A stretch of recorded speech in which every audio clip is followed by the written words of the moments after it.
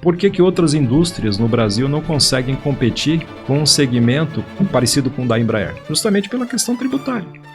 O empresário brasileiro ele tem que ser um cara de coragem. Por isso que um CEO brasileiro é altamente valorizado lá fora. Enquanto eles estão embarcando 100 passageiros em Orlando, a gente aqui em Viracopos está embarcando 10 com o maior sacrifício. O Brasil tem muita coisa boa, essa pela gastronomia. Qual foi o maior desafio no sentido de estrutura que você já precisou criar e personalizar para um cliente seu? Começando agora mais um Retratos Podcast. E dessa vez eu tô com um convidado aqui de nível internacional, literalmente. Eu conheci ele na quinta-feira agora, nessa quinta-feira passada, lá em Alphaville. E é um cara que assim, eu conheci ele na quinta-feira, faz menos de uma semana, e já fizemos até churrasco junto, pra você ter uma ideia do nível que o cara é gente boa. Claro que ele carrega uma bagagem que eu quero aprender muito sobre ela hoje, eu quero absorver demais isso. E eu quero trazer também essa história de vida pra vocês. Quem está comigo aqui hoje é o Walter. Walter, muito prazer de verdade. Desde o primeiro momento que a gente se conheceu lá, foi muito legal. E eu já fiz o convite para você para o podcast. E você realmente aceitou prontamente o convite. E hoje eu quero aprender um pouquinho mais com você, porque eu já tive oportunidade nesse sábado da gente fazer esse churrasco juntos. Claro.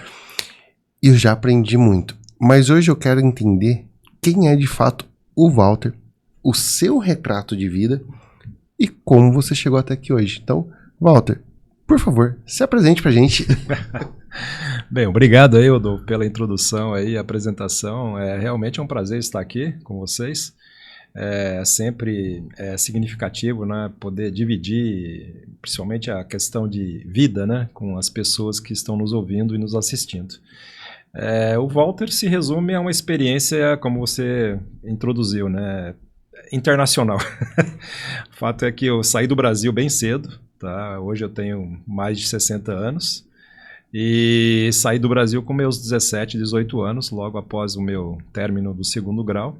Então a minha convivência fora do Brasil foi bem maior, inclusive, do que no Brasil, né? Mas nunca perdi as raízes, nunca deixei de lado, entendeu? A importância de poder conviver com o meu povo e com a minha cultura, né? Que eu acho que isso é ultra importante e todo brasileiro deve honrar e não esquecer o seu passado.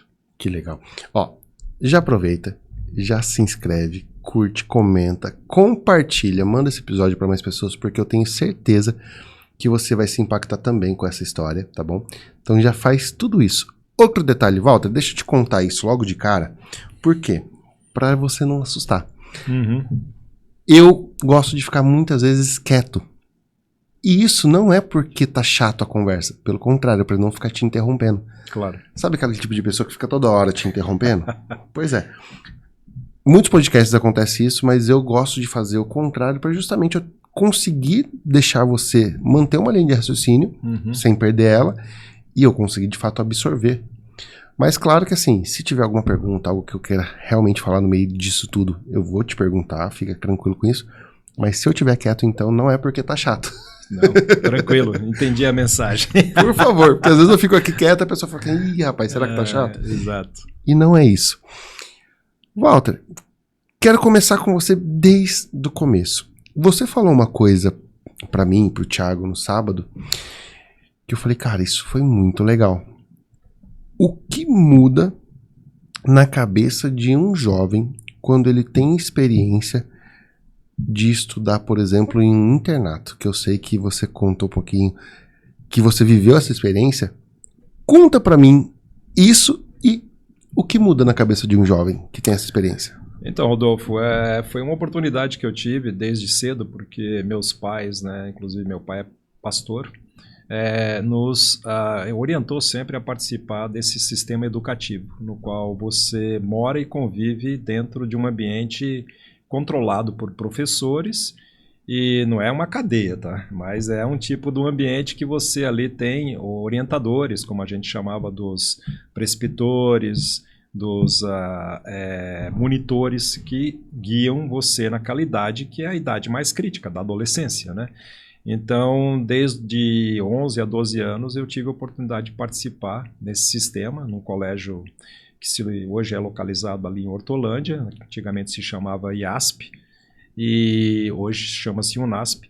E ali eu passei praticamente 9 anos da minha vida. É um sistema bem assim interessante pelo fato de que você tem a oportunidade, primeiro, de estar num ambiente de jovens, né? Porque não é que você está ali sozinho, né? Você tem gente ali na tua idade no número de mais ou menos 400, 500 jovens. Caramba. Meninos, né, no caso.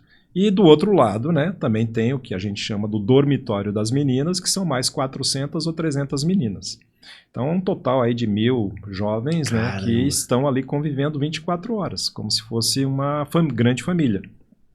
E então é super gostoso, né? E o grande benefício que eu vejo nisso aí, além da parte, claro, educativa, é a parte primordial, que é a questão de você levar amizades para o resto da tua vida, né? Porque hoje eu tenho grupos de pessoas aqui no meu WhatsApp e nos encontros que nós temos aí uma vez por ano, né? Sempre no primeiro final de semana de junho, já é uma tradição, e todos que querem participar podem estar nessa data. Esse ano eu tive a oportunidade de estar lá, tinha mais ou menos da minha turma lá, acho que uns quase 40, né, da minha turma, da minha época mesmo, né, que nós estudamos juntos. Então é sempre um prazer, porque você constrói amizades sólidas, né, porque você conviveu ali como se fosse irmão, né, inclusive você dorme ali junto com 4 outros adolescentes do mesmo quarto, então todas as peripécias que você pode imaginar de adolescência você passa, né, cara, é um negócio bacana, entendeu? Cara, muito legal isso. Isso, na sua convivência, era normal pra você isso? No sentido de assim, quando te falaram, ó, você vai sair de casa, você vai estudar lá. Foi tudo ok, tudo tranquilo? Como que foi receber essa notícia? Eu era muito jovem ainda, né? Meu pai foi professor nesse sistema educativo da igreja. E praticamente, então, como eu já estava meio acostumado, primeiramente existe o que a gente chama de externato, né? Então você mora próximo a um colégio desses e, ao mesmo tempo, estuda, mas não mora lá dentro. Ok. Aí meus pais depois foram morar em Campinas, né? Naquela época o colégio era em Hortolândia, mas Hortolândia era uma cidadezinha tão pequena que a gente nem chamava de Hortolândia, era Jacuba City. Ok. Né?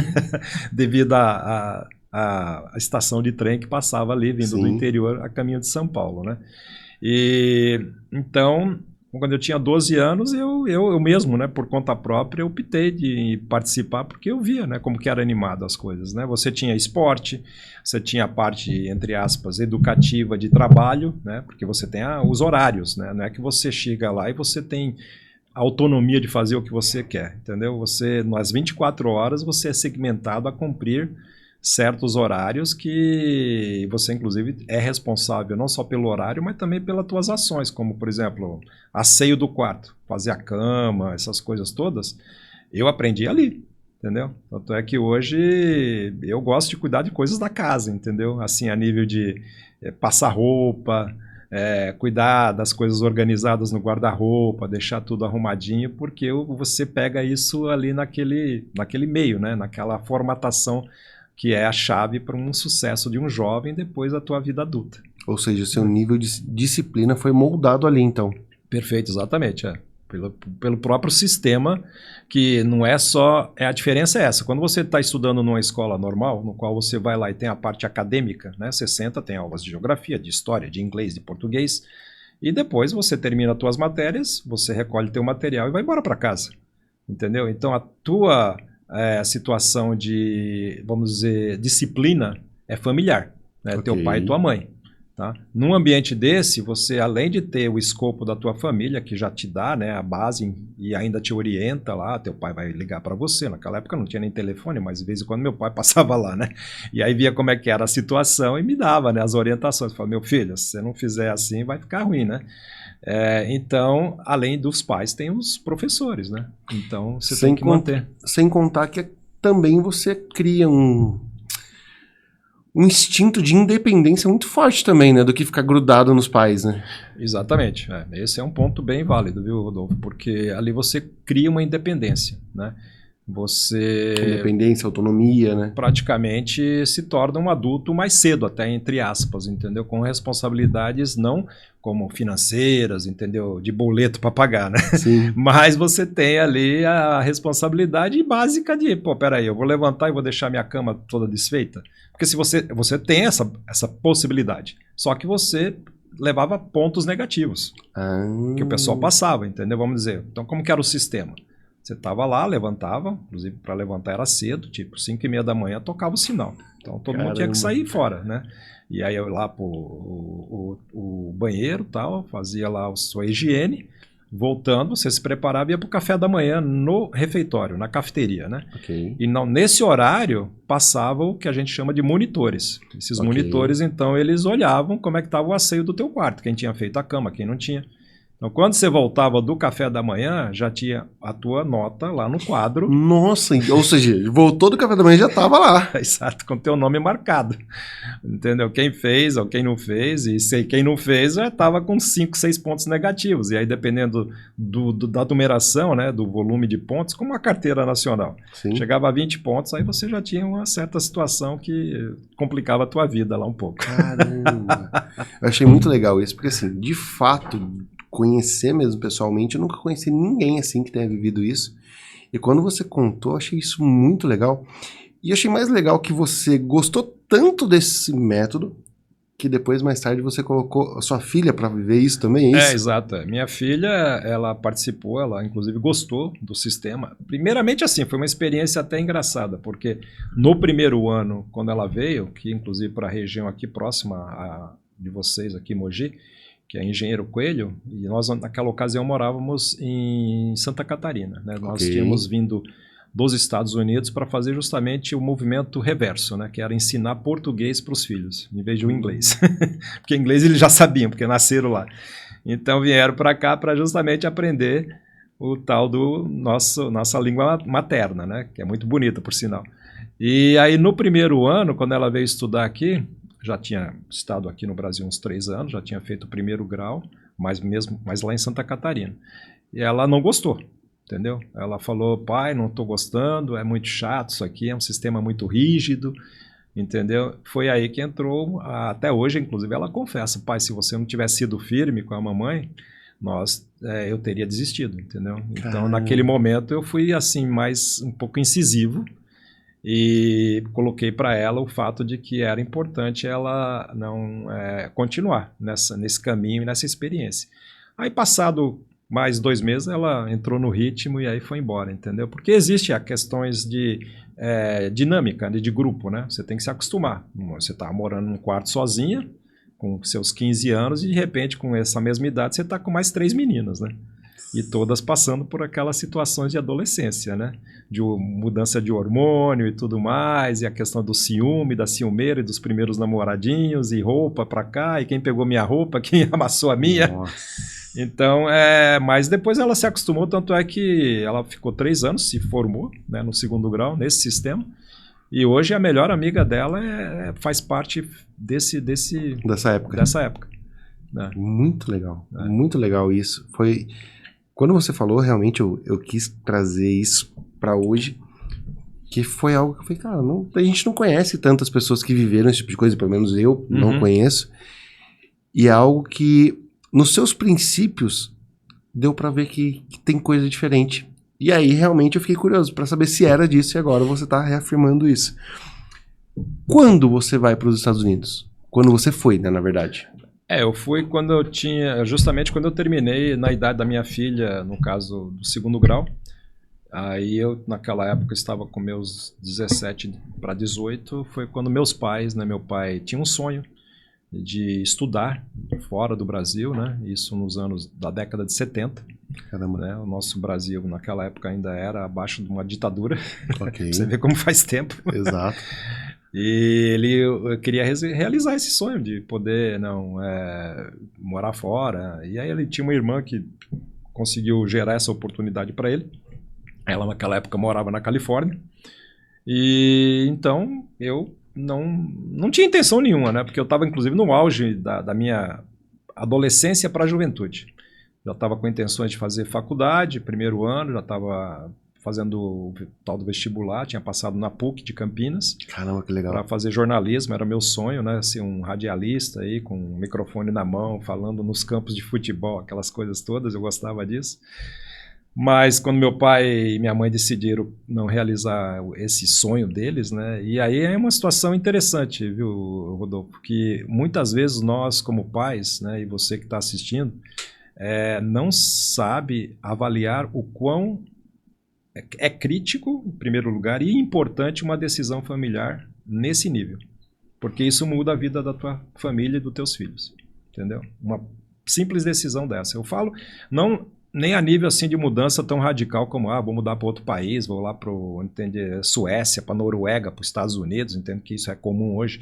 Mas mesmo aqui dentro do nosso Brasil, entendeu? Vamos dizer, você mora hoje em Mogi e decide por situações econômicas ou outras razões ir para Goiânia, entendeu? Ou para Tocantins, ou um estado mais distante, aí vamos dizer lá para o Maranhão, São Luís. Isso muda uma dinâmica de família tremendamente.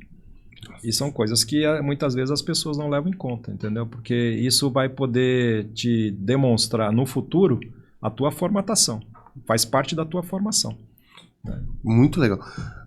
O que isso trouxe de experiências de vida para você quando você chega nos Estados Unidos e fala, opa, agora minha vida é aqui. E aí, como que foi isso? É uma etapa interessante, realmente, porque como eu estava te comentando, eu não tinha a mínima intenção, inclusive nos 3 anos últimos do meu segundo grau, todos os 3 anos eu fiquei de recuperação em inglês, né? Então eu tinha uma dificuldade tremenda, não gostava da matéria, entendeu? Eu achava desnecessário, né? Hoje a gente sabe que é super importante, até porque é a língua mais falada, assim, a nível de comunicação para negócios, né? Então, naquela época, eu não levava nada disso a sério, entendeu? Eu não gostava da matéria, os professores, inclusive, academicamente, não tinham essa dinâmica de essas múltiplas escolas de inglês que existem hoje, né? Então, era um sistema muito, assim, burocrático, né? Lembra? Tinha um negócio do tal do verbo to be, né? Então, I am, she is, he is, e por aí vai, entendeu? Então, era o que você tinha que aprender o básico, né? Então, basicamente, eu conseguia falar inglês quando alguém dava um beliscão, né? Aí eu falava, opa, estou falando inglês, eu. Mas, basicamente, era isso. Então, eu fui forçado a ter essa experiência de ir a um país que eu não dominava a língua, não gostava. Eu gostava dos Estados Unidos, mas nunca tinha ido. Eu ouvia falar, via pelos filmes, né? Culturalmente, a gente achava um país muito bacana, né? Mas eu acabei tendo que não seguir o caminho com meus pais, e aí quando eu cheguei lá fui encarar a realidade, que aí já é outra história, né? Da segunda etapa aí da minha vida. Qual foi seu primeiro trabalho lá? Então, ao chegar lá, eu tive uma experiência interessante, porque eu foquei aí no inglês, entendeu? Eu vi que a minha oportunidade de crescer no país era se comunicar. E eu gosto de me comunicar, entendeu? Eu sou uma pessoa falante, entendeu? Hoje eu tenho até dificuldade com esse negócio de WhatsApp, porque eu falo até para as pessoas, às vezes, que todo mundo virou escritor, né? Hoje é todo mundo Machado de Assis e por aí vai, entendeu? Porque as pessoas, elas se escondem, na verdade, né? Na escrita, porque o que acontece? A diferença é que quando você escreve, você tem tempo de pensar e avaliar, e muitas vezes, inclusive mesmo com essa avaliação e pensamento, a coisa ainda vem errada. Exato. Porque o sentimento, quando você se expressa na escrita, não é a mesma como a verbal, né? Porque a verbal você vê se a pessoa está triste, se a pessoa está contente, se a pessoa está animada, né? Se ela está com um pouco de desânimo aquele dia. Na escrita, né? Uma coisa, entendeu? Abstrata. Você está vendo letras, a verbal, né? Ela expressa emoção clara, né? Exato. Então, eu tive sempre essa necessidade. Então, focando nisso, eu peguei e parti para o inglês. Aí entrei numa escola pública e em 6 meses eu já estava capengando lá no inglês. Caramba, e podendo falar. Mas eu tenho até uma experiência interessante, porque eu tinha assim essa ânsia, né, de me comunicar e tal. E a gente, às vezes, em algumas reuniões da igreja, e no final lá tinha um jovem sempre, né? E o pessoal fazia aquelas rodinhas, né? Vamos fazer o quê? Vamos para um cinema, vamos pegar um lanche ali e tal. E um dia eu estava reunido lá e eu vi uma menina americana do meu lado que estava assim, né, dando um certo charme, jogando um charme pro brasileiro. Aí eu falei, pô, eu preciso dar um agrado nessa menina. E ela tinha uns olhos verdes bonitos assim, sabe? Bem grandões assim e tal. Aí eu pensei, né? Aquela mania nossa de pensar em português para depois traduzir para o inglês. Aí eu falei, pô, peraí, meu. Essa menina, ela tem lindos olhos verdes. Eu vou falar para ela em inglês, então. You have beautiful green eyes, né? Lindos olhos verdes. Aí eu olhei assim, peguei no ombro dela e falei, you have beautiful green ears. Você tem lindas orelhas verdes. Aí foi duro, né, meu? Porque a menina olhou assim e falou, pô, mas peraí, eu sou de Marte mesmo? Né? Eu sou de qual país aqui? Né? Caramba! Então foi uma maneira também de quebrar o gelo e poder, né? E dessa maneira você vai aprendendo, porque a dificuldade é uma assim. Se você se coloca na posição de que não, eu só posso falar com o outro, né, com o próximo, uma língua diferente, pode ser chinês, francês, qualquer outra língua, até o simples espanhol, se eu falar corretamente. Isso não vai acontecer, entendeu? Primeiro, quando você for aprender, você tem que falar tudo errado primeiro, na verdade. Você vai falar muita coisa errada. Sim, sim. Você vai falar errado para você aprender o certo. E dessa maneira você aprende, entendeu? Porque o fato de você realmente poder hoje ter habilidade e manejar uma língua bem é quando você olha no olho de uma pessoa que está falando uma língua que não é a sua língua materna e você não precisa pensar. Ela é como a gente aqui, né? Só vai, né? Só vai. É. Muita gente fala que quando você chega no nível de sonhar na língua, que aí tá fluente, né? Basicamente essa é realmente a real. Mas e aí, qual que foi o primeiro trabalho seu lá? Então, aí eu peguei um trabalho, o meu primeiro trabalho eu acho que foi de limpeza, ajudando meu pai, nos depósitos lá em Los Angeles, né? E inclusive lembro bem dessa situação marcante de trabalho, porque um dia a gente estudava de dia, durante o dia, era um curso intensivo, começava das 8 e terminava só 2h30 da tarde. Ok. Então por isso que em pouco tempo, 6 meses, 8 meses, a gente teve uma boa base, né? Tanto eu como meus pais. E meus pais, pela questão acadêmica lá, que eles tinham que estudar, né, depois e fazer o curso. E aí, então, sobrava a noite, final do dia e a noite. Aí eu peguei um part-time, que a gente chama um trabalho temporário lá num restaurante, e à noite a gente fazia o trabalho de limpeza, entendeu? Nos vários escritórios, né? A gente fazia a manutenção dos escritórios na parte da limpeza. Eu e meu pai e minha mãe, porque meus irmãos eram pequenos, né? Minha irmã tinha naquela época 8 anos ou 10 e meu irmão estava com 10 também, 10, 11. Ficavam em casa sozinhos. Caramba. Esperando a gente voltar. E voltava tipo meia-noite só, entendeu? Mas foi interessante porque numa dessas idas para uma dessas atividades aí de trabalho, né, para limpeza, eu me lembro até hoje, né? A gente estava indo de um escritório para o outro e o rádio tocou atenção, attention, não, news, notícias urgentes. Acaba de ser assassinado John Lennon. Nossa, você viu isso lá? No Dakota Park, né, no edifício lá em frente ao Central Park. Isso foi em 1981, né? Caramba. Então me marcou bastante essa data, da questão do ano do John Lennon, da morte dele, né? Porque foi justamente numa atividade de trabalho que estava o rádio ligado e eu pude entender praticamente em inglês, que para mim foi um benefício grande, uma bênção, né, poder entender. Mas aí teve várias situações interessantes também, porque teve uma outra, tipo, aventura, né, de trabalho, né? Se você me dá a oportunidade, eu comento com você aí.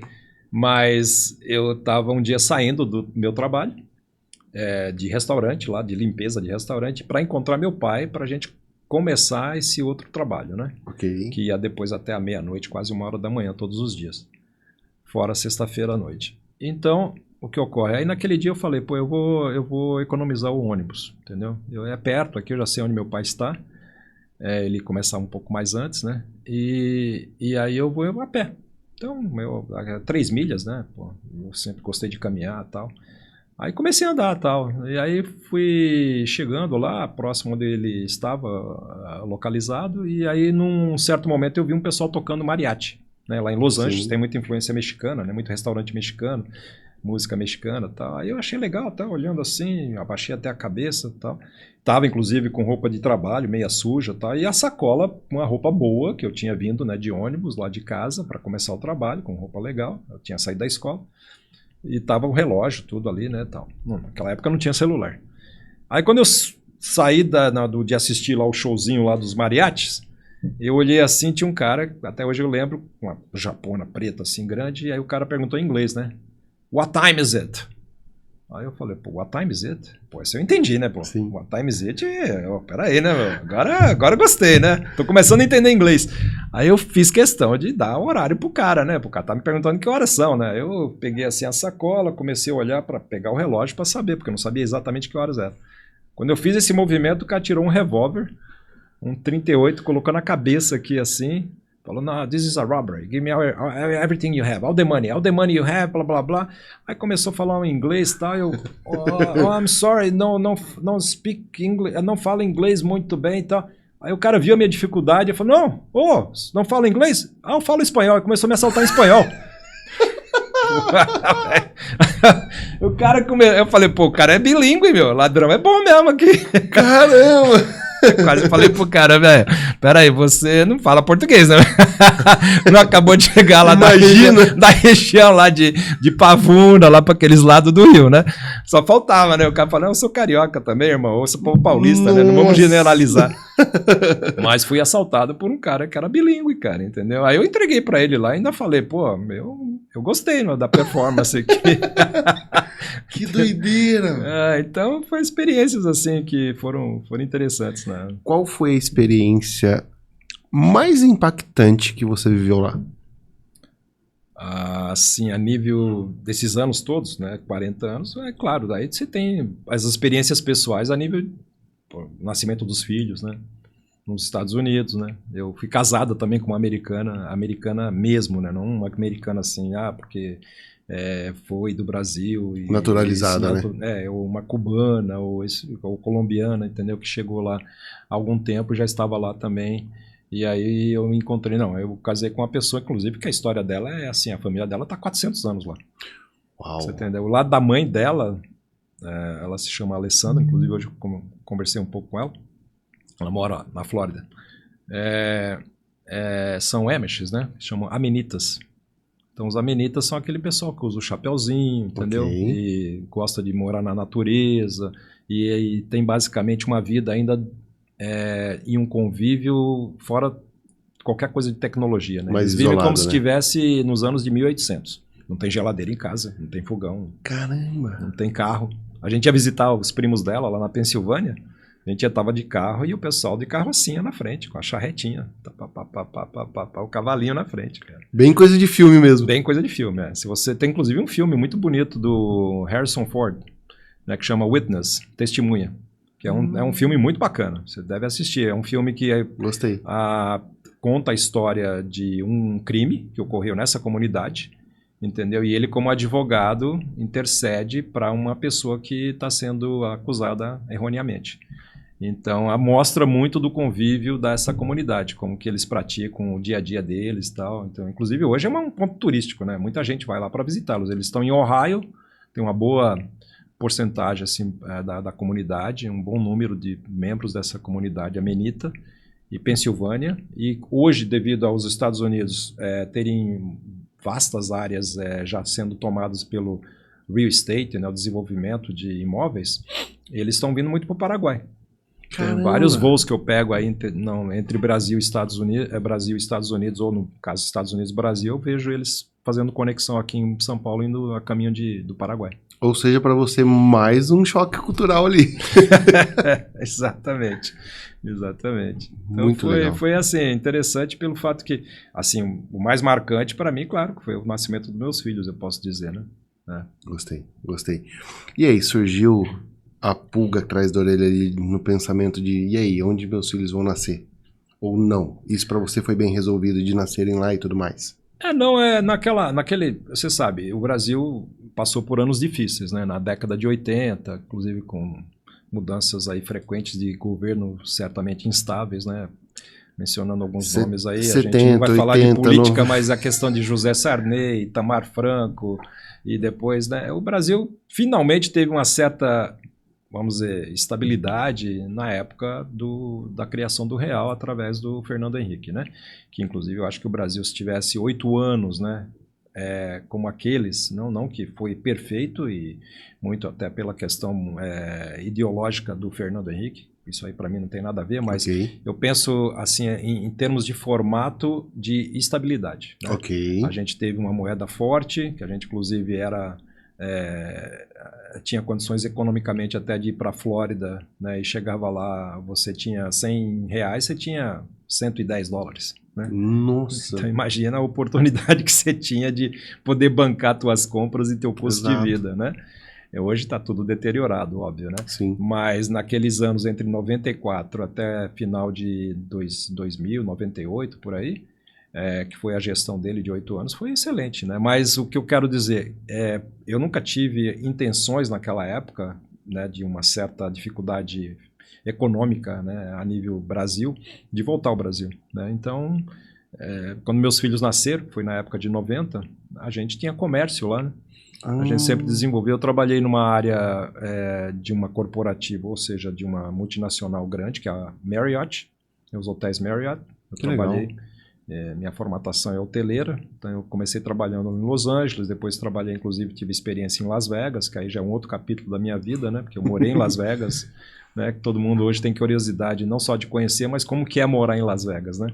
E eu tive essa oportunidade, inclusive morei na época que tinha os mafiosos ainda, né? Não é essa época agora que você chega lá, tem o Caesar Palace, entendeu? E aí eu morei na época que tinha o Stardust, né? É o que você vê no filme ainda, tem o Sands, entendeu? O Riviera, os hotéis tradicionais mesmo, que você via o cara chegando e fazendo malandragem, sendo levado lá para fora e falar, irmão, é o seguinte, ó, você agora tentou passar a perna na gente, então acho que agora você, em vez de ficar com 10 dedos, você vai ficar com 7. Nossa. E os 3 dedinhos desapareciam. Era Caramba. bem assim. Então era uma cidade, inclusive, segura, porque você tinha, além da polícia normal, né, que toda cidade tem, você tinha o próprio Essa outra parte. arranjo do próprio cassino, né? Porque os cassinos tinham seus leões de chacras, Sim. que sabiam quem estava ali fazendo certa malandragem, entendeu? Então Las Vegas era uma cidade que você andava assim, tipo, 2 horas da manhã, sem dificuldade nenhuma, entendeu? Caramba. Sem problema nenhum. Hoje mudou muito, né? Hoje eu vou todos os anos a Las Vegas devido ao segmento que eu trabalho, que é o eletrônico. Então lá tem hoje a feira, que a gente pode dizer a maior do mundo, né? A nível de eletrônico, que é a CES, Consumer Electronic Show. É uma feira que ocorre todos os anos em janeiro por 5, 6 dias. Então ali é pode dizer um português assim, né, mais chulo, um orgasmo, né, de eletrônico. Sim. Quem gosta dessa área fica assim de boca aberta, entendeu? Porque você vai ver coisas que praticamente às vezes você vai ver só daqui a 10 anos. E aí a gente já vê, entendeu? Esse tipo de coisa assim, tipo celular que dobra, esse copo da Stanley, essas coisas assim, a gente já viu isso aí há 7, 10 anos atrás. Nossa. Que existe uma área da feira chamada Eureka, que são os desenvolvedores, o pessoal que inventa novos produtos, que leva para essa área para justamente os investidores poderem caminhar e assistir, entendeu? E o que mais fomenta essa área são justamente as universidades, né? Que são o berço do desenvolvimento. Que infelizmente aqui no Brasil a gente não foca nisso, entendeu? Ou seja, é uma área de protótipos, né? Exato. Toda a universidade, tanto a particular como as federais e estaduais, elas têm lá o seu laboratório, né?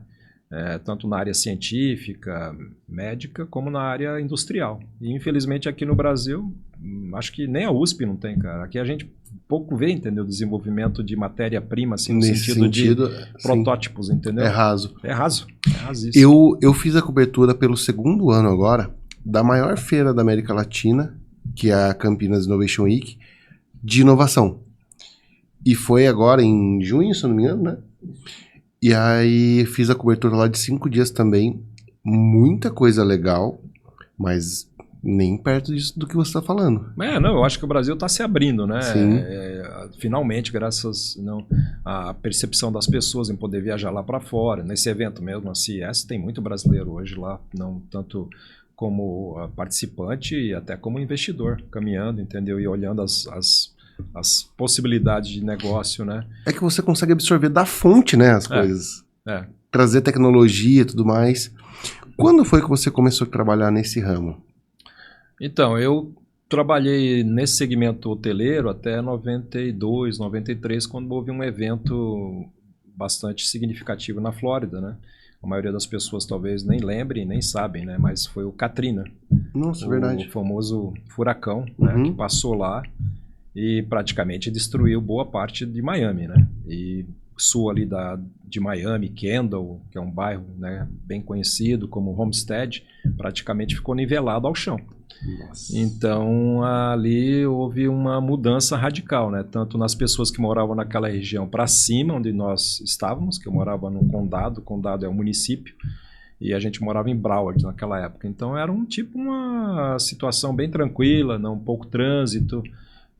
Não havia muita gente no sistema educativo, assim, na escola, eu digo, né, pública, mas com essa ocorrência natural, muita gente teve que mudar, e aí houve uma sobrecarga em todos os sistemas públicos onde a gente morava. Então a gente começou a ir para cima, e a partir daí a gente viu a possibilidade de abrir negócios, né, a nível de trabalho com parcerias com telefonia celular, que foi meu primeiro segmento foi celular. Então, naquela época, foi assim, um embrião, né? Havia as operadoras de início, né? Que são nomes que, inclusive, nem existem mais, como a BCP aqui no Brasil. Lá era Prime, com OmniPoint, entendeu?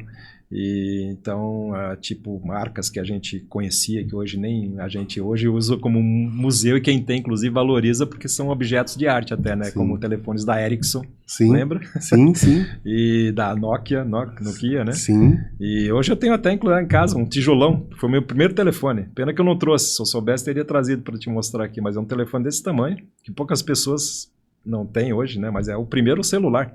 Parecia aquele tijolão enorme, cara, que você usava assim, usava com orgulho ainda, porque você saía do carro com aquele negócio pendurado assim, parecia o 007. Eu conheço isso porque em 93 para 94, meus pais, eles vendiam consórcio de telefone. É mesmo? Então era aquela coisa de linha telefônica valer preço de apartamento, né? Exato. Era esse tipo de coisa. Inclusive fazia a declaração no testamento, né? Então eu peguei essa época e sei desse tipo de aparelho por conta especificamente disso. Porque era coisa surreal, né? Era outro universo, era coisa surreal. Hoje a empresa sua, ela é Alltech, isso? A Solutions Alltech significa, em português, soluções para tudo de tecnologia, né? Então, esse é o lema que eu tenho com respeito a trazer a solução no que você precisar de tecnologia. Até porque, quando você trabalha nesse segmento, ele é muito abrangente, né? Exato. E aí você acaba, inclusive, cobrindo algumas áreas que fogem até do teu dia a dia, assim, a nível de escopo principal, né? Que seria o áudio e vídeo. Mas você acaba, às vezes, trabalhando com grandes empresas, como, por exemplo, por muitos anos, né? Até recentemente a gente trabalhou com a Embraer. Né, como broker. Então é uma parceria que tem, no qual inclusive aí é mais um exemplo do que o Brasil poderia ser, né? E aí a gente sabe, porque a gente tem as ferramentas, viu como funciona e fica admirado porque outras situações não são como essas, entendeu? Então vou te dar um exemplo. Por exemplo, por que a Embraer, que é uma empresa que representa hoje terceira ou quarta maior do mundo no segmento ultra tecnológico, que é fazer um avião. Ok. Poucas, se você pesquisar aí, eu acho que dos 250 países que existem no nosso planeta Terra, praticamente você está falando de 14 ou 13 países, olha lá, que fazem avião. É verdade. Então se reduz aí a menos de 10%. Você está falando de 5 a 6% de países que têm o know-how de fazer avião. E o Brasil é um desses, né? Então isso é um orgulho para a gente. E fazem aviões muito bons, inclusive, né? Aviões que são utilizados em uma gama aí de serviços no mundo todo, né? Principalmente nos Estados Unidos. Então, é algo assim, por que outras indústrias no Brasil não conseguem competir com um segmento parecido com o da Embraer, o aviônico? Justamente pela questão tributária. Entendeu? Porque como a Embraer ela tem certos adendos e benefícios do governo, tanto na questão da importação, né, que é o chamado canal azul, então você libera as coisas em pouco tempo, que é crítico, né? Você não vai poder manter um engenheiro numa linha de produção em São José dos Campos ganhando 28 mil reais, 30 mil reais de braço cruzado, né? Então você precisa agilizar esse processo todo. Quando desce a mercadoria, um componente aviônico em Viracopos, em 2 horas já está em cima do caminhão e já está a caminho de São José dos Campos ou Botucatu e assim por diante. Caramba! Então, se houvesse essa agilidade, né, e essa prontidão das autoridades em modificar toda essa planificação tributária, o nosso país já seria realmente aquilo que a gente ouve desde que é adolescente, o país do futuro. Não tenho dúvida. Você trabalha então com essa questão de tecnologia hoje, tanto nos Estados Unidos quanto no Brasil. Quais as maiores diferenças em nível empresarial que você enxerga nos dois? Ah, bastante. Aí a gente entra numa área aí, Rodolfo. Aqui eu vejo assim, né? O empresário brasileiro ele tem que ser um cara de coragem, entendeu? E por isso que cria-se os oportunistas. Porque o empresariado brasileiro é um empresariado que você tem que entender um pouco de tudo. Por isso que um CEO brasileiro, de uma grande multinacional brasileira, é altamente valorizado lá fora. Ah, é? Sim, altamente. Porque ele entende do composto geral. Se você perguntar, parte administrativa ele entende, parte tributária ele entende, parte, entendeu, de escoamento, de logística ele entende, entendeu? Ele entende, acho que até de, entendeu, a manutenção.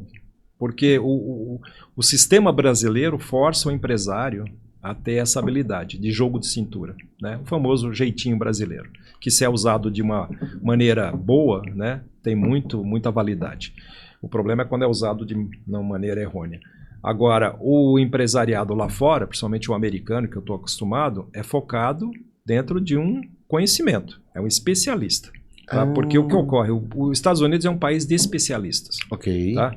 Então, essa é a diferença. Tá? Vou te dar só um exemplo. Por exemplo, quando teve aquela guerra do Iraque, né? Ok. Alguns anos atrás, há 20 anos aí, quando houve aquela invasão americana do filho, no Bush, né, do filho, e para vingar o que o pai dele não tinha feito, né? E aí o que é que fez o tal do Saddam Hussein? Ele colocou fogo em toda aquela porcariada de poço de petróleo, lembra? Ok. Os poços de petróleo lá estão tudo pegando fogo. Entende? E aí você coça a cabeça e fala, pô, petróleo, fogo, como é que eu vou apagar isso, cara? Entendeu? Isso aqui vai queimar até acabar o petróleo, eternamente. Entende? Bem, vamos fazer o quê? Vamos começar a pesquisar um meio. Pesquisaram, olharam, né? Não tinha gente que sabia disso na Europa, não tinha gente que sabia disso na Austrália, não tinha gente que sabia dessa tecnologia de apagar fogo em poço de petróleo no Brasil. Foram achar onde? Nos Estados Unidos. É onde tinha um especialista. Então, você tem que gerar, hoje, um mundo de especialista. Você tem que ser especialista em alguma coisa. Principalmente nos Estados Unidos. Os Estados Unidos é um país que não aceita arranjinho ou arrumação. Ou você é bom naquilo que você faz e é ultra bom, ou então você é eliminado pelo sistema. Isso que você falou é muito interessante, porque eu tenho um amigo que ele é um CEO de uma multinacional aqui no Brasil, só que ele trabalhou 10 anos na Europa, e essa empresa que ele é CEO, ela está em, se eu não me engano, 25 países. E nesse período que ele ficou na Europa, ele trabalhou em algumas plantas pela Europa, em alguns países lá. E o que me chamou a atenção nisso, que faz o paralelo com ele, é que é exatamente isso que ele me contou. Ele falou, Rodolfo, eu acabei me destacando por entender de várias etapas do processo, então eu consegui entregar mais sobre resultados, porque eu entendi do chão de fábrica e eu conseguia personalizar as operações de acordo com o que a gente precisava e aí chegar nos resultados que a gente obtinha. Tanto é que quando ele veio para o Brasil, se eu não me engano, aqui no Brasil tinha, acho que mais... Era um total de 3 plantas. Ele conseguiu reduzir para uma e aumentar o nível de produtividade, assim, de forma absurda. E hoje ele é uma das menores plantas que existem dentro dessa corporação, só que uma das que mais dá resultado. Olha aí. Por conta desse nível de assertividade. E assim, a empresa ela é americana também, só que ele acabou se destacando muito, pegando um carinho direto até com os donos nos Estados Unidos e tudo mais. E é um cara que todo ano tá lá também, por conta de mostrar esses resultados e tudo. Então foi muito legal esse paralelo. Aqui a parte burocrática aqui nos trava muito, entendeu? Tipo, vou te dar um exemplo. A semana passada eu estava indo ao Rio de Janeiro, né? E aí fui fazer uma experiência. Fui tentar pegar um voo num aeroporto. Eu gosto de voar muito, né? E aí eu exploro sempre opções assim um pouco até, quando eu tenho tempo, né? Até um pouco exóticas. Então eu fui pegar um voo de São José dos Campos para o Rio de Janeiro. Nossa. São José dos Campos, do lado de Guarulhos, né? Exato. Mas eu estava ali e tal. E existia um voo, tem um voo, né, da Gol, a única empresa que voa entre São José dos Campos e Rio de Janeiro. E sai de manhã, acho que 6 horas da manhã, e chega no Galeão em 40 minutos depois, né? Tá pousando. E aí eu, tudo bem, comprei minha passagem e tal, beleza? Quando eu cheguei lá para embarcar, eram assim, tipo 5 ou 10 minutos antes, entendo, das 6 horas. O voo saía às 6 e eu cheguei, saía às 7, eu cheguei às 6. Ok.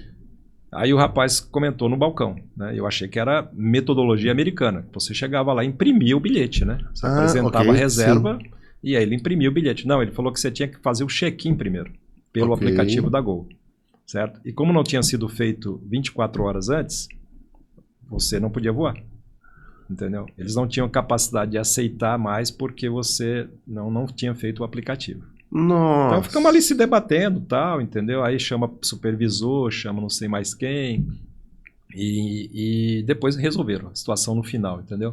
Só que aí eu falei para eles, olha, o tempo que a gente levou aqui, quase 40 minutos, envolvendo 5, 6 pessoas, nos Estados Unidos já embarcaram 100 pessoas. Nossa. Aqui embarcou um, que sou eu.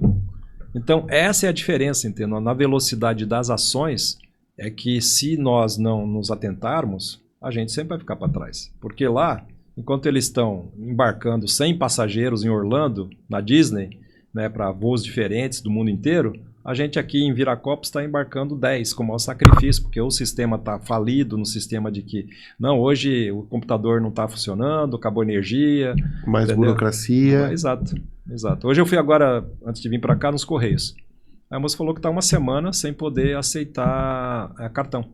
Pagamento porque a máquina não funciona. Isso é uma agência estatal, do governo federal. Entendeu? Só aceita Pix ou dinheiro. E lembrando que aí não é uma questão de... Eu quero frisar isso para ficar realmente claro. Não é uma questão de você estar falando mal do seu país. Não, é um comparativo do que não funciona e é básico. Sim. Não, são observações. Exato, não é falar mal. Até exato. porque eu estou aqui, moro aqui, gosto do Brasil, né? Hoje, atualmente, amo meu país. Mas exato. São observações que a gente tem que se atentar pelo fato simples de, entendeu, ver como que as coisas funcionam lá fora, os bons exemplos e trazer para aplicá-los aqui. Exato, porque assim, ó, essas simples falhas que são ridículas já elevaria o nível de percepção de qualidade, de entrega de trabalho muito. Claro. Então é o tipo de coisa que, assim, realmente não tem como não comparar se você tem esse estilo de vida que, poxa, eu vivo nesses dois ambientes e quando eu chego aqui no aeroporto, realmente dá desespero. Ah, sim, tem várias situações aqui que você tem que cair na real, entre aspas, Brasilis, né? Eu tenho que viver dentro da convivência, dentro da realidade Brasil. Pra não ser que ele é arrogante, porque né? Senão as pessoas... se você... exato, se torna uma pessoa chata. E tem várias pessoas que se comportam dessa maneira. Chegam aqui e começam, entre aspas, a achar que tá pondo banca, né? Sim. Não, porque aqui muito buraco, tem lombada pra caramba, lá não tem, isso aqui tá tudo atrasado. E não é a realidade, entendeu? Porque o Brasil tem muita coisa boa, muita coisa boa. Começa pela gastronomia, né? Gastronomia entre americana e brasileira. Estamos falando de uma realidade que aqui é um paraíso, né? Ah, é? Exato. É por isso que, inclusive, hoje a sociedade americana está com 65% de obesidade, né? 65%, imagina, uma população de 360 e poucos milhões de pessoas, mais de quase 200 são obesas, pô. Caramba, é verdade. É um número enorme, entendeu? E a gente aqui ainda não convive com essa realidade, né? Boa parte ainda aqui está dentro de uma normalidade, porque Sim. os hábitos alimentares são melhores, né? Mas o nosso... isso não é falar mal. Exato, exato. São observações, como agora, eu estava vindo para cá e estava com um amigo meu no carro e ele falou, pô, você vê, o BYD está invadindo aí, né? Acho que, inclusive, vai para os Estados Unidos. Nos Estados Unidos é proibido, né? As marcas chinesas, né? Mas por um motivo. Não só pela questão política, óbvio, entendeu? Mas também de segurança. Inclusive, os países da Europa estão proibindo, alguns países já, como França, está proibindo, acho que a Suécia proibiu, a Noruega já também.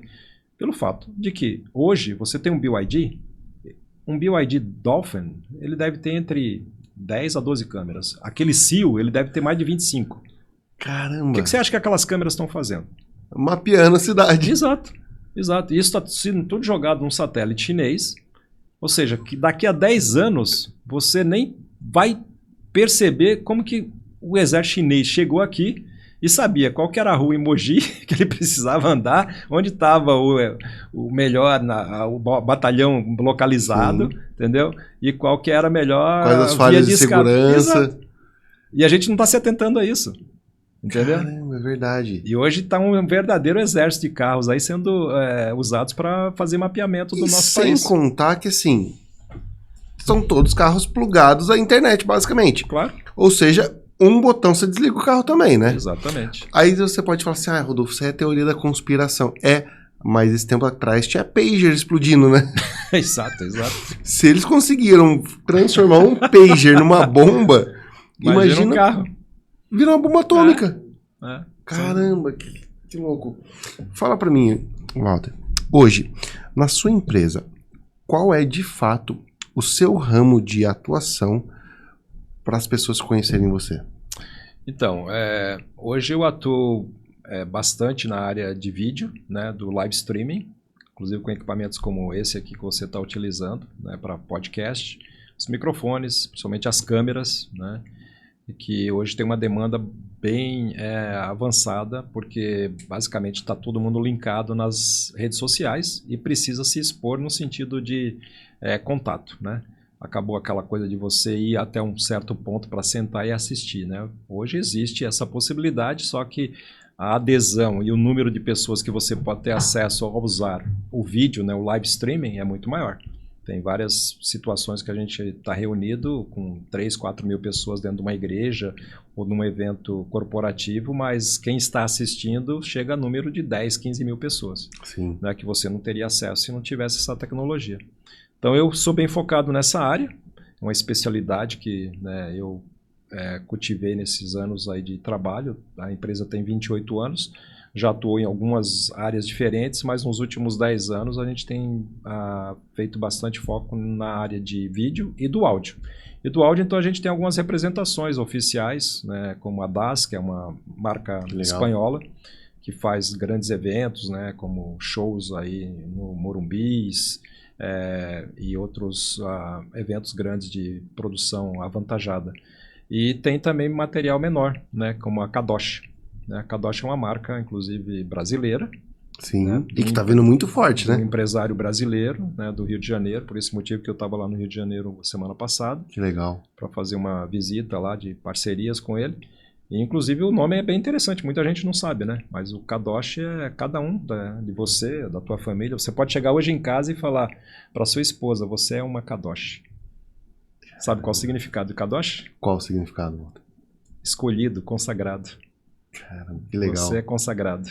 Você é um separado por Deus. Muito legal. Muito legal. Muito legal. Então você é um Kadosh, Rodolfo. Obrigado. Nós somos, né? Exato. Que legal. Amém. E aí hoje você atua nessa área. Você me falou que você atua fortemente com o cenário cristão, as grandes igrejas e tudo mais que precisam de toda essa tecnologia. É isso mesmo? Isso.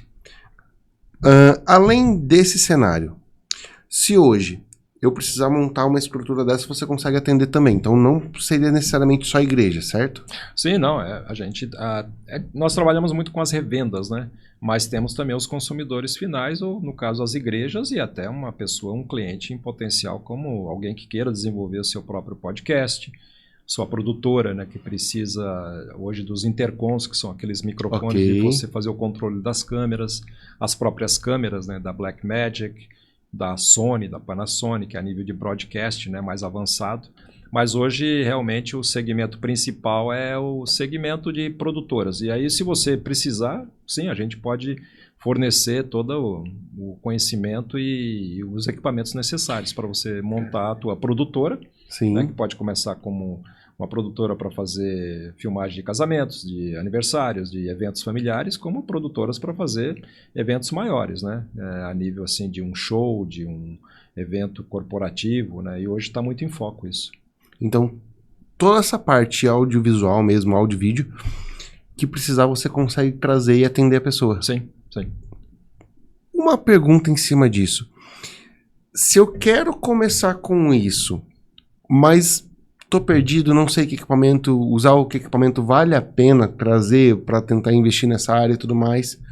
Você consegue ajudar nessa área também? Claro, sim. Sim, é nosso trabalho, né, dentro do escopo de venda, não é vender a caixa, né? A vender a caixa hoje é uma situação que muita gente incorre nesse erro ao comprar em certos segmentos de online, né? Via ML, né? Para não dizer nome, né? Sim, sim. Mas são situações no qual a pessoa olha, vê o preço e faz o pedido e depois de 2 dias recebe uma caixa. Exato. Certo? E depois disso ela vai ter que se virar e ver como é que aprende, né? Assistindo vídeos do YouTube e tudo mais. A nossa situação é mais de projetos, né? Então a gente faz uma visita ao cliente, né? E aí percebe ali a necessidade dele, a adequação necessária que precisa ser feito. Como agora a gente está desenvolvendo um projeto em Boituva. Então é um projeto grande de som, no qual nós estivemos lá, né, 3 semanas atrás, levamos um pessoal técnico, tivemos aí a assessoria de um pessoal de Campinas, que é hoje um especialista de alta performance no Brasil a nível de acústica. Caramba, né? que legal. Porque a grande maioria das igrejas, de salões grandes, o grande problema número X é o número X, né? O problema número X é o acústica, né? E aí você, então, dá esse respaldo. Né? Então não vende somente a caixa, né? Eu posso chegar lá e falar, você compra 10 caixas de som, mais 3 subwoofers, mais um amplificador e mais um processador de som, vem aqui o rapaz faz o alinhamento de som e tá tudo certo. Não, você tem que estudar um pouco, né, hoje. Então é aquela coisa que a gente estava conversando um pouco antes, né, da especialidade. E vocês conseguem fazer toda essa personalização para realmente atender esse cliente. Hoje você tem que se tornar um especialista, né, para você ter um diferencial a nível de concorrência. Porque o concorrente está aí, entendeu? Tem vários, né? Tem, de todas as maneiras, inclusive é saudável ter concorrência. Sim, e aí você tem que se readaptar, se reinventar para poder justamente servir o teu cliente de uma maneira diferenciada, que é justamente com esse conhecimento técnico. Quais são as marcas hoje que você trabalha no mercado? Se você puder dar o exemplo de algumas para o pessoal ver, entender, que você fala, isso aqui são marcas que hoje eu tenho contato direto, que eu posso realmente trazer e atender meus clientes nesse sentido. Então, no segmento de áudio, nós temos a DAS, tá? Yamaha, também Yamaha do Brasil. Inclusive, estivemos agora há um mês e meio atrás, na Expo Católica, né, com a participação da Yamaha, né, nos dando suporte a nível de fábrica. E a Kadosh, né? Kadosh com toda a linha completa. Tá? Legal. E aí temos a Shure Sennheiser também, através de uns parceiros nossos aqui de Olambra, que tem toda a gama de produtos que você acha que é da tua preferência, né? Porque a parte tanto de som como de vídeo, ela é muito variada. Né? Muita gente tem gosto por certa marca e aí a gente procura, né? O que a gente chama de pedidos customizados, né? Customized, né? Que são pedidos ou situações de clientes que fazem o requerimento específico de uma situação no qual ele se agrada e acha que é a melhor solução para ele. Quando a pessoa não tem nenhum conhecimento e fala, não, você me sugira, Walter, o que eu quero aqui para montar o meu podcast, o meu estúdio, minha produtora, aí a gente sim, já tem lá um kit 1, kit 2, kit 3. Aí a gente passa para a pessoa e aí a pessoa tem aí uma visão geral do que é necessário para ele começar, né? E na parte de vídeo, Rodolfo, aí a gente tem a Holy Land, que são os intercoms, são aquele microfoninho pequeno, né? Sim. Da Lark, que todo mundo gosta hoje, né? Eu tenho. Que todo mundo usa aí. E tem o material da Blackmagic, que são as câmeras, né? De 4K, 6K, tem até 17K, né? Para produtoras grandes, que são câmeras profissionais que você pode usar de uma maneira a nível de estúdio, que são a linha estúdio, e depois tem as pockets, que são aquelas câmeras menores que você pode usar tanto numa parte interna de um estúdio, como na parte externa aí, quando você sair para fazer um trabalho fora. Numa praça, tá? É o que a gente inclusive recomenda para a igreja, porque muita igreja ela cai na armadilha, não armadilha, mas eu digo na boa intenção de facilitar para o que é a parte mais crítica da igreja, que são os operadores, porque a igreja trabalha com voluntários. Exato. Né? Então esse é o ponto crítico da igreja, né? Ela não pode contar com uma equipe profissional que esteja ali sendo paga para ficar ali manejando a câmera, o som e por aí vai. Então quando se trabalha com voluntários, você fica na dependência do que a palavra já fala, voluntário. E muitas vezes você não tem um operador especialista naquele equipamento, né? Exato, exato. Então esse que é o problema. Aí o pessoal acaba partindo para PTZs, né? Ok. Que é a câmera que significa em inglês Pan, Tilt e Zoom, né? E então nessa situação aí, você fica preso a uma câmera que está colocada no local da igreja, praticamente fixa, sem poder sair. Ela é basicamente uma webcam de alta resolução. Basicamente isso. É uma câmera de segurança, né? Podemos dizer de alta performance, né? Sim. E é claro que ela está transmitindo ali, mas uma câmera de segurança também transmite. Você pode ligar no teu telefone e assistir o que está acontecendo na tua casa de praia hoje, né? Verdade. Né? Pelas câmerazinhas, inclusive, de umas marcas aí como Intelbras, né? Sim, sim. Mas a questão de uma performance mais híbrida, a gente recomenda que a igreja ou uma corporação compre uma câmera PTZ, talvez uma ou duas, e compre 2 packets para que ele possa, aquela pessoa que está produzindo aquele material, aquele conteúdo, possa sair. Ter a mobilidade, entendeu? Ou seja, são câmeras que são coringas, né? Que você Exato. consegue ter mobilidade, você consegue fazer, sei lá, você quer gravar um vídeo fora da igreja, você tem como. Até porque esse é uma situação interessante. A própria questão hoje, igreja e a própria empresa, ela tem que pensar que muito do trabalho que ela vai desenvolver está fora do prédio. Hoje você ficar em 4 paredes é fadado a não ter crescimento e inclusive a ter insucesso. Hoje a juventude mesmo, ela quer estar lá fora, entendeu? Ela quer estar fazendo um trabalho ali, então onde que é a praça aqui de skate? Vou lá, entendeu? É verdade. Vou filmar lá a molecada andando de não skate agora no final do dia e no final ainda vou fazer um trabalho lá, uma oração, vou me juntar lá e nessa particularidade eu faço a filmagem. Você entendeu? Então Hoje, na sua visão, uma câmera PTZ, ela consegue entregar um nível de qualidade de uma câmera dessa hoje? Sim, tem câmeras PTZs muito boas. Aí vai realmente da categoria dela. Inclusive tal. a nível de profundidade, assim, né, de zoom, ela tem uma performance até maior do que as câmeras normais, entendeu? Só que acaba ali também, entendeu? Você fica preso a essa situação, foco, zoom, né, e movimento do cabeçote. Ok, sim. Né? Então você não tem mais recurso de brilho, de, vamos dizer, contraste. Você que é fotógrafo, né, entende muito mais até do que eu. Então é essa particularidade que eu acho que não perde-se um pouco, né? Para quem gosta. Até porque o material, por exemplo, da Blackmagic é tudo cinematográfico, é coisa de cinema, né? É uma qualidade de cinema, são câmeras feitas para isso, né? Não foi para uma adaptação. Não, vamos pôr em igreja, entendeu? Vamos pôr em uma empresa que faz vídeo para pôr no Instagram ou no YouTube de vez em quando os produtos que nós vendemos. Foi uma adaptação, entendeu? Que o pessoal viu o resultado, né? Custo-benefício muito bom, porque você pega hoje uma câmera básica, uma placa de 4K, resolução muito boa, por, digamos, hoje 9 mil, 10 mil reais. É verdade. Então tem... Isso falando dela nova, né? Exato. E você comprar usada, já pega aí por 6 mil reais, talvez. Sim, exatamente isso. Essa é uma câmera que, inclusive, nos Estados Unidos, se você vai lá e compra conosco lá, ela custa entre 5.500 e 5 mil reais. Nossa. Que é a Pocket 6K. Sim, a 6K já. A 6K e tem a 6K acho que deve estar hoje em torno de uns 7. Lá nos Estados Unidos a gente vende lá em Boca Raton por uns 7 mil, 7.500, que é $1.200. Uma câmera que aqui no Brasil hoje está na faixa de 15. Essa câmera? Essa câmera. É que assim, claro que você consegue trazer isso em valores muito mais expressivos. Mas hoje, para você ir em qualquer lugar comprar uma câmera dessa hoje no Brasil, é na faixa de 13 a 15. Que é a faixa de preço da Sony A7 IV, que a gente usa aqui também. Caramba. E são câmeras que lá você acha nessa faixa também de, sei lá, 8 mil conseguiria comprar talvez. Eu falo para as pessoas, eu até brinco, né? Porque aqui nós estamos falando de um país de rico, né? A gente mora num país de milionário. O Brasil é um país que o pessoal paga, o iPhone mesmo é um exemplo disso, né? Um iPhone hoje que custa lá o mais top, né? Digo, o 16 Pro Max, $1.200. É verdade. Hoje daria menos de 6 mil reais. Esse telefone aqui no Brasil, se você for comprar de uma loja, um canal oficial. 11, 12 mil ou 14 mil, eu acho. Numa loja da Apple mesmo, lá num shopping como o Shopping Morumbi, é essa faixa aí.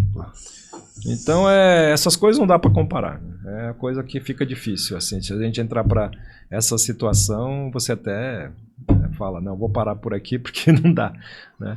Mas isso que você falou é muito legal, porque assim, você é uma pessoa barra empresa que consegue trazer esse nível de personalização, por exemplo, no meu caso, como produtora audiovisual, no sentido de soluções, você consegue trazer os produtos e mais que isso, muitas vezes a preço muito melhor do que tem no mercado brasileiro. Sim. Então, quando eu te conheci, que a gente começou a conversar, eu falei, cara, que legal. Claro que é um contato que, assim, expressivo nesse sentido, mas muito legal no sentido de, poxa, como alguns acessos abrem portas. Claro. Que é o que a gente falou muito esses dias. Exato.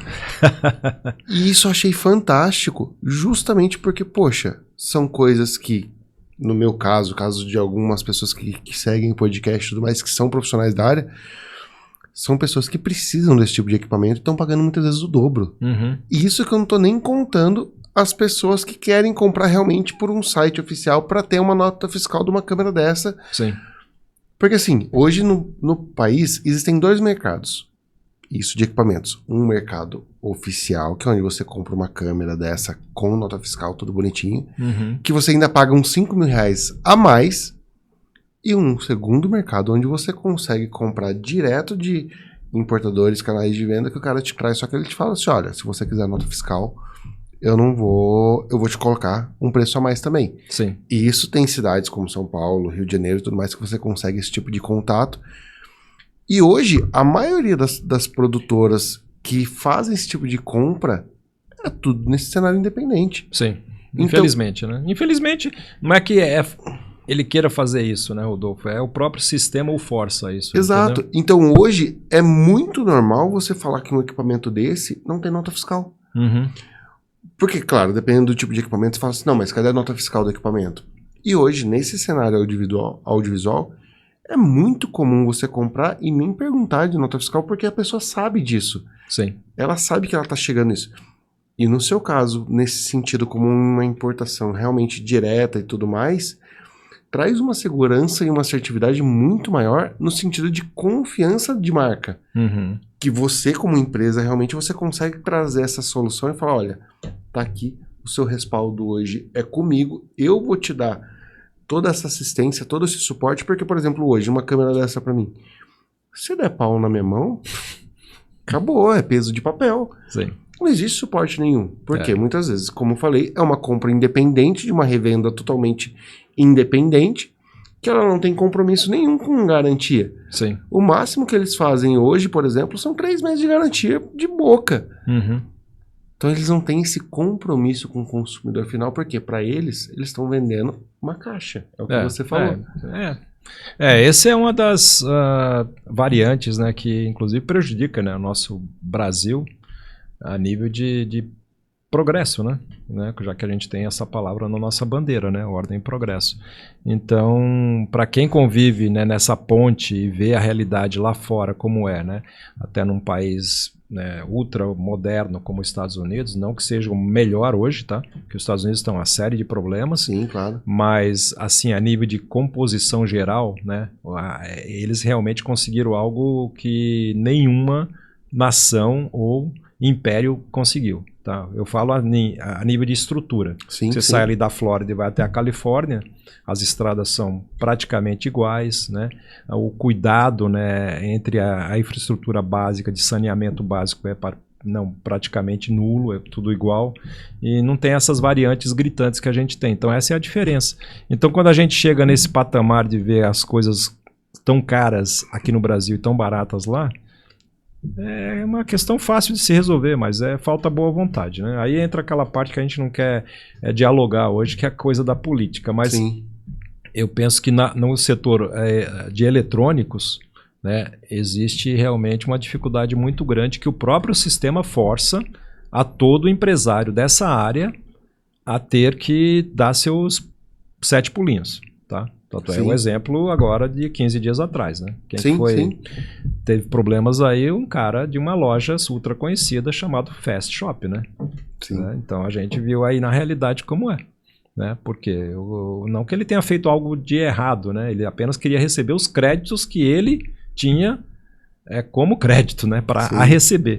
Só que o processo demora muito, entendeu? O próprio sistema lá já fala, vai levar anos para você receber. Quando receber ainda. Ou seja, é tudo feito para dificultar, né? Exato. Algo que ele tinha direito. Então ele praticamente fez o... Não, muita gente já tomou essa atitude, né? Vai lá, paga uma propina e agiliza o meu processo aí e vamos em frente, porque eu preciso pagar meus funcionários, preciso dar 13º devido à lei que me obriga a fazer isso, preciso dar férias, né? E preciso manter minha operação aberta. Então, isso nos Estados Unidos não existe. Essa é a diferença. A sede sua lá fica em Boca Raton, isso? Na Flórida. Legal, legal. Qual foi o maior desafio no sentido de estrutura que você já precisou criar e personalizar para um cliente seu? Teve algo assim que você lembra que fala, isso aqui foi legal? Ah, sim, teve vários projetos que já fizemos. Um deles está aqui perto, né, no colégio adventista chamado UNASP. E alguns anos, né, já, inclusive antes da chegada do próprio sistema de painéis de LED, né, havia uma procura muito grande por projeção, tá? E a igreja adventista, ela tem por prática se reunir no sábado pela manhã, né? Então isso impõe uma uma grande dificuldade no fator de luminosidade, né? Você tem janelas abertas, porque boa parte das igrejas aqui não compartilha com a situação de um ar-condicionado central, às vezes se coloca o de parede, né? E muitas igrejas não fazem isso no projeto, né? Sim. Então ficam as janelas abertas, sem poder ter cortina, com aquele sol das 9, das 10 da manhã ao meio-dia. Como é que vai projetar alguma coisa, né? É verdade. Foi quando a gente então trouxe uma tecnologia que naquela época era ultramoderna, que era o estacamento, né? Que era uma acoplagem de vários projetores um em cima do outro, para formatar só uma imagem. Nossa! Então a gente fez aquilo com a marca NEC. E naquela ocasião foram instalados de cada lado 3 projetores. Cada um tinha 7.000 lumens, ficaram uma imagem de praticamente 21.000 lumens. Caramba. Foi algo fantástico, entendeu? E o pessoal usou por muitos anos. Aí depois veio na chegada do LED, né? Aí retiraram isso aí, não sei o que fizeram, mas naquela época foi um projeto muito interessante, até porque chamava atenção. Imagina você ver 3 projetores, um em cima do outro. Para projetar uma imagem. Para projetar uma imagem. Uma imagem aí de 200 polegadas. E era uma tecnologia avançada da NEC naquela época, porque ela tinha a programação software, né, que permitia que as lentes unissem a imagem, ou as várias imagens, em uma só. Muito legal, muito legal, muito legal. O que mais que você já teve assim, de personalização que você fala? Isso aqui também foi legal. Tivemos aí a parte de som, eu acho que de áudio também, na programação da igreja em Atlanta, numa reunião que fizemos lá, entendeu? Então foi várias arenas que a gente fez, né? Naquela ocasião, isso em 2010. Caramba! E fizemos com o material da Bose, tá? Com caixas que o pessoal ouvia, mas não achava caixa. Nossa! Porque eram caixas bem fininhas, né? Bem práticas, né? E aí as caixas praticamente ficavam escondidas. E uma performance sensacional. Uma caixinha que você conseguia ter uma audiência aí de mais ou menos 1.500 pessoas. Caramba, para 2 caixas, entendeu? Então são marcas assim bem reconhecidas no mercado nesse tipo de performance, né? A Yamaha também tem algo parecido, tá? Agora virou moda os clusters, né? O pessoal tem feito bastante esse acoplamento de caixas, né, grandes e tal. Esteticamente eu não gosto muito, entendeu? Fica, inclusive, às vezes muito agressivo, né? Porque parece coisa de estádio, coisa de show, né? De grande audiência. Uma igreja precisa de uma coisa mais discreta, né? Sim. Então tem, nesse aspecto aí, algumas marcas que trabalharam um pouco melhor isso aí e fizeram, né? Mas aí, como toda a situação, às vezes as marcas aqui, elas passam por algumas temporadas, né?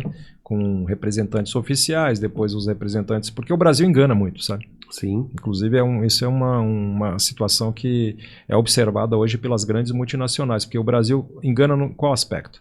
O Brasil tem uma população de quase 250 milhões, só que dos 250 milhões, hoje, 80 a 90 milhões são classe baixa, entende? São pessoas que consumiam o quilo de Omo, que hoje tiveram que fazer meio quilo, né? O Omo mudou até a embalagem para poder servir esse nível de população, né? O resto é classe média, certo? No sentido de, vamos dizer aí, mais 60 é onde a gente se encaixa. Sim. E você tem aí hoje 30, 40 milhões de brasileiros que podem comprar, vamos dizer, uma Ferrari por dia, se quiserem, né? Sim.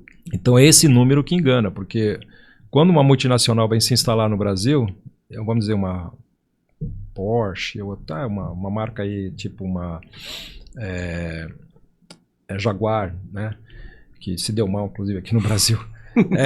Vem para cá, eles veem esses números, entendeu? Fala, nossa, o Brasil é um país de 250 milhões, a gente vai vender pra caramba. Exato. Então, tudo bem, tem um povo aqui que talvez não vai consumir, mas tem a classe média. Só que o problema da classe média nossa aqui, o que acontece? A gente junta dinheiro para ir lá para Miami, para comprar as coisas lá e voltar. Aquelas viagens duas vezes por ano. E aproveita para ir na Disney, ainda gasta dinheiro nos Estados Unidos. Entendeu? Então a classe média, ela não vai no shopping aqui comprar. Entendeu? Quem compra aqui num shopping, num JK da vida, num shopping Morumbi, é o cara que mora na cidade de Jardim. Que esse não precisa viajar. Esse cara não vai para Miami comprar coisa lá. Você não vai ver ele num shopping lá, entendeu? Ele compra aqui, inclusive compra com concierge. O concierge vai lá, escolhe, ele traz para dentro da casa dele, né? Sim. Tá cheio de gente ali na cidade de Jardim, ali, perto ali dos Jardins, que eu conheço, que faz isso, entendeu? Sim. Então, esse pessoal se engana com esses números, com essa performance econômica. Fala, nossa, mas aí chega, mas peraí, mas esse ano a gente vendeu 20, 30 carros só, por quê, pô? Porque passou a capacidade. Os 40 brasileiros que podiam consumir teu carro já compraram. Agora parte para outra porque não tem mais ninguém. E uma coisa mais louca que eu tava vendo esses tempos, o mercado de carro de luxo hoje no Brasil tá sendo as picapes. Não é mais as Porsches. Esses carros são ainda, claro, que são reconhecidos, mas o maior mercado de carros hoje, por exemplo, acima dos 400 mil reais, são as picapes. Então hoje é muito mais fácil você reconhecer um cara rico andando numa picape dessa nova do que de Porsche. Sim. Isso eu achei, cara, porque muitas vezes a gente não dá valor, porque é uma caminhonete, né? Só que muitas vezes aquilo ali tá com o preço de uma Porsche, de uma Ferrari. Com certeza, né? É muito legal. É verdade. Eu fiquei muito feliz com essa conversa nossa. Muito feliz mesmo, tô gostando demais. Até aqui, existe algo que a gente tá passando batido, mas que para você seria importante trazer para essa conversa, Walter? Eu creio, Rodolfo, que deixando, né, uma pintada final, né, é a parte espiritual, né, a nível pessoal de cada um, né. Eu acho que isso é importante, a pessoa ter o equilíbrio, né. Eu acho que a palavra-chave hoje na vida de todos nós é o que muita gente perdeu no meio do caminho, né, a palavra equilíbrio. Então, equilíbrio em tudo que você faz, né, desde o momento que você acorda até o momento que você vai dormir, entendeu, para não ter os extremos desnecessários, né? Porque hoje a gente vive num mundo politizado, no qual existem aí 2, 3 lados aí se debatendo, né? Com uma extremidade ultra agressiva, sem necessidade, né? Então, se a gente pudesse se aceitar mais como irmãos e olhar um para o outro como, né, próximos, né? Como a própria Bíblia já fala, né? Que é o mandamento principal, né? E eu acho que esse é o ponto-chave, né? A palavra equilíbrio, para que a gente possa manter em todas as ações do dia a dia, entendeu? Porque vida de extremos não leva a nada, né? Tudo bem se eu vou ser uma pessoa super agitada, trabalho 24 horas, sou workaholic, não vai adiantar nada, porque todo aquele meu trabalho, toda aquela minha ganância por sucesso vai me trazer o quê? Saúde danificada, né? O dinheiro que eu ganhei vou gastar em médico, então não adiantou em nada. E também não dá para ficar, entende, esperando as bênçãos de Deus deitado na cama, achando que, né, o governo vai me providenciar tudo, entendeu? Aqui eu estou vivendo de, né, disso, daquilo, entendeu? Várias benesses que o governo me passa e eu não preciso fazer mais nada, né? Essa é outra atitude de um certo grupo, né? Não só aqui no Brasil, mas também nos Estados Unidos e em outros países onde essa parte socialista tem, né, cada vez mais crescido. Então eu acho que a partir desses dois lados você tem que ter uma vida centrada no equilíbrio, no qual eu preciso fazer a minha parte, né? Atuar, trabalhar e tentar gerar um recurso que eu possa, né, ter uma sustentação e ter um certo sucesso e estabilidade na minha vida atual e também futura, para não se preocupar com o que vai ocorrer com você daqui a uns anos, mas ter esse ponto de não visão no qual você chegue a se sentir feliz, né, no final do dia, né? Perfeito, eu concordo demais. Eu costumo dizer que todo extremismo é burro. Todo. Eu não tô falando de um lado só. Tô falando, pra mim, na minha visão, todo extremismo é burro. Seja extremismo político, seja extremismo religioso, inclusive dentro do meu mundo religioso, que é o cristão, o evangélico. Também acho que é desnecessário, também acho que é burrice. Porque justamente você acaba criando uma barreira, acaba criando um muro onde a conversa e o diálogo poderia aproximar pessoas de pensamentos diferentes. Claro, exato. E aí você cria uma barreira, uma antipatia com uma pessoa que, poxa, você não vai ter mais acesso. E isso, você não... É literalmente isso, você não vai ter mais acesso. E você perdeu, né? Exato. Você perdeu. E aí não tem como voltar atrás, basicamente, porque a pessoa cria uma antipatia, o famoso ranço com a sua cara, e ele acabou. E aí você fala assim, ai, mas é porque eu tô pensando num bem comum. Tá bom, você quer fazer algo extremo pensando num bem comum, sendo que pra pessoa que tá do seu lado, você tá criando uma barreira real com quem você tinha possibilidade de mostrar a diferença do que você pensa e do que você pratica. Exato. Então, pra mim, também não faz sentido isso. Concordo demais com você. Até porque eu acho que existe um erro muito grande nosso, né, como ser humano, em darmos muito autoimportância a si mesmos, entendeu? Porque, pensa bem, você lembra do cara que era o cara mais rico em 1883? Não. Você lembra o nome dele? Não. Você sabe o que ele fazia? Não também. Exato, entendeu? Então, isso passou o quê? 150 anos atrás? Sim. Entendeu? Podemos falar até mais recente, digamos 90 anos atrás, talvez, um nome aí, entende, qualquer. Ninguém lembra, entendeu? Então, eu acho que a gente passa... nosso momento aqui é muito rápido, entendeu? A gente tem aqui uma vida no qual a gente tem que aproveitar o máximo dentro de uma realidade de responsabilidade, mas que a gente não possa não colocar toda uma carga de falar, não, eu sou o máximo, eu sou, entendeu, a pessoa que todo mundo precisa olhar como, entendeu, um deus, um grande, né? Porque até os próprios grandes conquistadores e os próprios grandes inventores se passaram e vão vir outros, né? E essa é a vida. A vida é um piscar de olhos aí, né? Um flash. Muito legal. Fala pra mim, quais são os canais hoje que as pessoas podem entrar em contato com vocês, entender mais sobre a empresa, entrar em contato com a empresa? Fala pra gente, por favor. Claro. Bem, a gente tem o WhatsApp, nosso corporativo, que é Vou deixar na descrição se você permitir, tá? Claro, é o código de área 19, depois eu passo lá, mas é o 19 97129 1512. Ok. Tá? E temos o nosso site também, www.solutions, que é a palavra soluções, solutions, alltech, alltch.com. Não tem o BR. Perfeito, é .com. Eu vou deixar isso tudo na descrição também, para não ter erro, para as pessoas voltarem e realmente entrar em contato com você, porque essa é a área que a gente trabalha também, então nesse ponto pode ter tanto produtores de eventos, igrejas... Não, e o que a gente não focou, que é mais inclusive o teu foco, que é a parte de fotografia. Tá? A gente várias vezes já forneceu múltiplos equipamentos a nível de lentes, tá? Lentes caríssimas, entendeu? Que o pessoal às vezes precisa, né? Para algum trabalho jornalístico, para algum trabalho específico, a gente pode fornecer. Tá? Nosso trabalho é bem simples, até porque hoje, com acesso à internet, Rodolfo, o que acontece? Muita gente tem acesso ao Google, né? Então você senta no final do dia, na tua mesa durante o dia e olha lá sites americanos. Um deles, o mais conhecido, é o BH Foto. BH, sim. Certo? Então, muitas vezes, o que eu falo para o cliente, olha, procura na BH Foto, vê o que você precisa, põe no carrinho, manda pra gente. E a partir daí eu te faço a cotação em reais colocado aqui no Brasil. Pronto, tá resolvido. Entendeu? Porque facilita, porque o cliente ele tem a habilidade de olhar, ver o que ele precisa, entendeu? Ver a nomenclatura correta de cada produto, de cada lente. Ele, inclusive, é o profissional. Sim. E a partir daí ele fala, pô, tudo bem, mas isso aqui tá tudo em dólar, e agora? Não, deixa conosco. Aí eu, claro, né, a gente tem a nossa conta corporativa na BH, vai ter preços, inclusive o nosso preço que eu vendo, se você quiser comprar da BH, o meu preço é igual ao da BH. Caramba. Eu posso até te dar um desconto a nível de preço de BH, porque a gente tem, claro, uma conta diferenciada da BH. Eu não compro dos preços da internet, né? Sim. Então a gente consegue concorrer, né? E, então, nesse aspecto fica muito mais fácil. Você pode fazer um trabalho muito mais dinâmico, né? Na questão de compra. Então, basicamente, o profissional ele chega e fala assim, Walter, é o seguinte, estou precisando desse tipo de equipamento, você resolve o resto. Sim.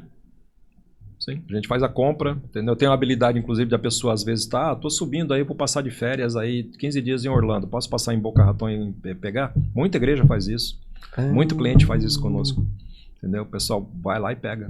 Então, se ele precisar retirar isso lá, você consegue, se precisar na mão aqui, você traz também. Também, pela questão da nota, né? Sim. O pessoal precisa da nota, às vezes é uma situação que precisa dar uma satisfação dentro do financeiro. Mas lá é a questão, às vezes, de agilidade, porque a pessoa, às vezes, vai usar, inclusive, nas férias. Sim, né? Exato. Como é a coisa do próprio microfone LARC, né? O pessoal compra, às vezes, né? Pra você ter uma ideia, lá nos Estados Unidos, ele custa hoje em torno de, em reais, seria 575, 600 reais. Aqui no Brasil, a gente vende por 1.200, o dobro. Entendeu? Exato. Então, é algo que você pode, inclusive, trazer dentro da cota, né? Dentro da questão, né, legal, não tem problema, você vai com a tua família, você pode trazer hoje até $1.000, entendeu? Você não pode trazer quantias, entendeu? Até porque essa questão hoje de receita e tal, isso aí, hoje o pessoal fica muito assustado, mas é uma situação muito tranquila, eles não estão ali no aeroporto para penalizar, entendeu? A pessoa que está fazendo o correto. Ok. Certo? Então isso é uma situação que, não, porque vou ser pego, não sei o quê. Claro, se você estiver fazendo alguma coisa errada, em qualquer país você tem que ter receio. Mas é uma situação que... Mas o que eu achei interessante é que, assim, tendo esse suporte seu, você consegue instruir a pessoa do que fazer e como fazer. Sim. Então, acho que o ponto mais interessante disso, não só sobre você ter acesso a todos esses tipos de equipamentos, mas sobre esse nível de ajuda que você consegue gerar, porque a pessoa ela não está comprando perdida. Por exemplo, eu posso chegar hoje também no site da BH e comprar e falar assim, vou mandar para o Brasil. Sim. Beleza, mas como que isso vai chegar? Como que vai ser? Como que vai ser essa questão de transferência de imposto e tudo mais? E você já sabe cada etapa desse processo. Exato, é o aprendizado que a gente, ou o preço que nós pagamos aí durante esses 28 anos, né? Então, a gente facilita a vida da pessoa e ela, 90% prefere dessa maneira, entendeu? A questão de facilitar, não só no site como da BH, mas da Adorama também, que é concorrente da BH, entendeu? Ok. Tem outros sites que se a pessoa precisar, entendeu, de uma especialidade maior, como por exemplo a parte de áudio, procura na Sweetwaters. Né? Sweetwaters é uma empresa que está localizada em outro estado, né? Em Indiana. Mas é um dos grandes distribuidores na parte de áudio. Mas aí que tá o ponto que eu vou voltar e vou reafirmar. Isso é o mágico nessa personalização, porque assim, indiferente, ele só precisa saber aquele equipamento que ele quer e falar com vocês. Exato. Porque a partir desse momento, qual site que vai ser e tudo mais, você vai conseguir mostrar as opções para ele ali e falar assim, olha, tá aqui, tá fácil, tá na sua mão. Sim. Então, porque assim, é um universo diferente, com um cenário diferente, e é o que você falou aqui já no episódio. Você tá dentro das maiores feiras do mundo nesse cenário. Sim. E aí você consegue trazer isso que é de novidade para um empresário, para uma empresa, para eventos em nível Brasil hoje, é incrível. Porque é o que você falou no início. São coisas que se você for deixar o tempo trazer para o Brasil, é daqui 5, 10 anos. Não, e tem a própria questão, Rodolfo, às vezes, de conhecimento, entendeu? Dentro da parte legislativa. Tipo, vou te dar um exemplo. Houve um caso recente, acho que foi o ano passado. Um cliente que o filho dele tem autismo. Ok. E como autista, ele tem certos incentivos que muita gente, entre aspas, não conhece, do próprio governo, em assessorar essa parte, não, infelizmente, do problema médico da criança, do jovem ou do adulto, certo? E esse jovem, o menino desse nosso cliente, ele gostava de tocar violão e queria trazer, queria ter um Taylor. Nossa! Que aqui no Brasil, você sabe quanto é. Não, é astronômico. Entendeu? E uma guitarra Taylor aqui no Brasil, você está falando a partir aí de 25, 30 mil reais, certo? Sim. Essa mesma guitarra, que é aqui no Brasil nesse valor de 40 mil reais, lá estava em torno de 7 mil reais. Nossa! Certo? E aí a gente trouxe, né? Colocamos todas as taxas a nível de importação, de custos de logística e tudo mais uma porcentagem para a gente que eu acho que saiu por 12 mil reais. Ele pagou menos que metade do preço. Por quê? Nossa. Porque tinha um incentivo fiscal que isentava de uma série de impostos porque o filho dele era autista. Entendeu? Então, claro, tem que ter o comprovante médico, né? Sim. Tal, a questão lá médica para poder comprovar. Mas são certas situações que, se você tem um conhecimento, você consegue lidar com muitas vantagens. Tá? A Muito questão legal. é o que a gente fala, né? Informação é tudo.